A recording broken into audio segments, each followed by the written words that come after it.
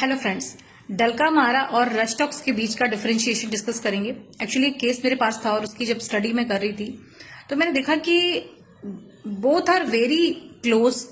Very similar somehow.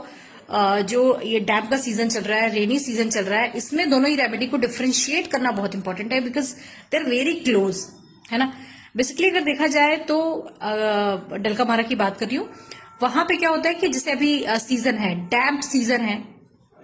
Basements में जो लोग रह रहे हैं, जो ऐसे जगह काम कर रहे हैं जहां मॉइस्चर ज्यादा है, डैम तो है ही, बादल छाए हुए हैं, बारिश का सीजन है, बस जो बेसमेंट एरियाज हैं जहां पे काम करते हैं, डैम्प है, मॉइस्चर है, घरों में कई बार आप देखते हैं मॉइस्चर आ जाता है, वहां पे अगर कंप्लेन डेवलप हुई हो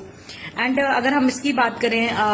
बेसिकली हम रस्टॉक्स की बात करें, तो वहां पे क्या होता है कि getting wet after rainy weather में, डैम्प वेदर में गेटिंग वेट आफ्टर, या फिर एकदम धूप थी, बहुत तेज धूप थी और वहां पे जाकर के नहा लिया, ठीक है, उसके बाद कंप्लेंट डेवलप हो गई, लाइक इरप्शंस आ गए बॉडी में, इचिंग होने लग गई, या फिर डैम्प में हम देख रहे हैं कि पेशेंट में स्टिफनेस बहुत ज्यादा है। Patient came to my clinic and he said कि डॉक्टर साहब कमर तो एकदम अकड़ गई है, उसका एक्सप्रेशन था बिल्कुल पूरी तरीके से कि स्टिफनेस इज देयर, और ये बेसिकली हुआ है कल बारिश हुई है और उसमें भीग गए थे। और दूसरा पेशेंट अगर कह रहा है कि डॉक्टर साहब मुझे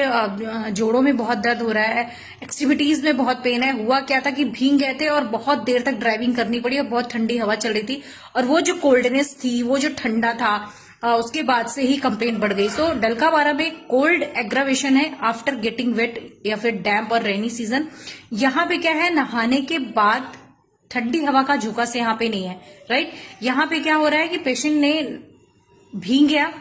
और भीगने के बाद जो धूप निकली, धूप का एक्सपोजर हुआ, heat aggravation specially after getting wait, या फिर रेनी सीजन में डैम्प वेदर में भीगने के बाद कंप्लेन जो है डेवलप हो गई। तो इन दोनों रेमेडीज का जो डिफरेंशिएशन है वो हमें राइट रेमेडीज सिलेक्शन तक पहुंच